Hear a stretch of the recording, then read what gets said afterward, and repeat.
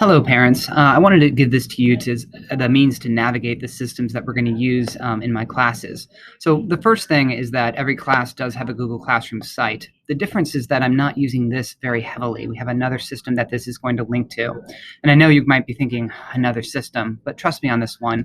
This is going to be a good one. If we go to classwork at the top, there is a Google Calendar that is very updated for each of my courses. This Google Calendar, this is my view. You'll only be able to see one class, but this is planned out for the rest of the school year right now. It's going to change. I know that, but at the very least, this gives me a sense of when are the major tests going to be. I have those in gray. And what are we doing on each day? And that's the biggest thing to know about this calendar is it is what we are doing on the day that the class is meeting. For instance, on August 20th, the class will be doing this section, 1.9b, word problems, their favorite. Now, back in the Google Classroom site, you're going to see that there is a section here for OneNote Class Notebook. You will be able to click on this and actually have full access to the content library, but the students have much more. They have what's called a collaboration space, and this is the web view that you would have access to. You can see the course information. This is very, very detailed in terms of not only the different facets of the course, but also some videos like this one of me talking about the different features of it. A digital version of the textbook, which is there to help with the e-learning and the distance learning piece of that, as well as the solutions. And then the populated start of the different chapters, period 4 and period 5, separated out.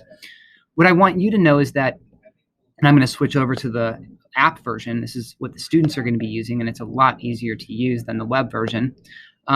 This is what it's going to look like in class.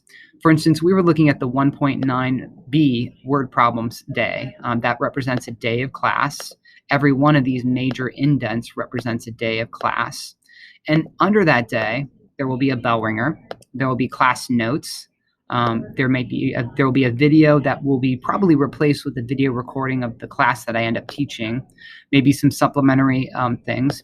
But then the next major indent are homework questions. This will be me going through any questions the students have, an exit quiz, about a 10-minute quiz on the day's content or previous days, just so I can get a sense of what they know. And then finally the assignment, along with a scan of the book pages, and underneath that, any answer keys we want them to have for that.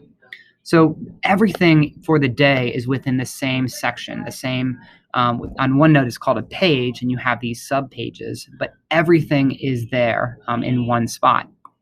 Students will have this app on their devices, their tablets, and their phones, especially their phones, because this is where they are going to be submitting and turning in homework.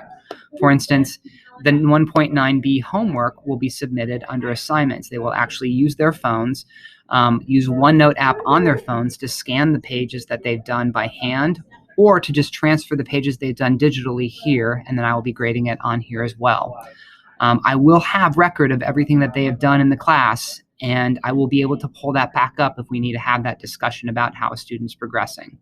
So to summarize, the two features that you would want to know about are, first, that every course I teach has a Google Calendar and a specific calendar on what's being done that day.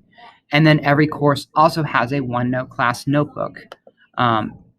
This notebook has details on what's happening that day, including all materials that I would pass out in class, all handouts that would be passed out in class. And the students also use this as the means to submit their work. So thank you for your attention. I'm certainly around for questions.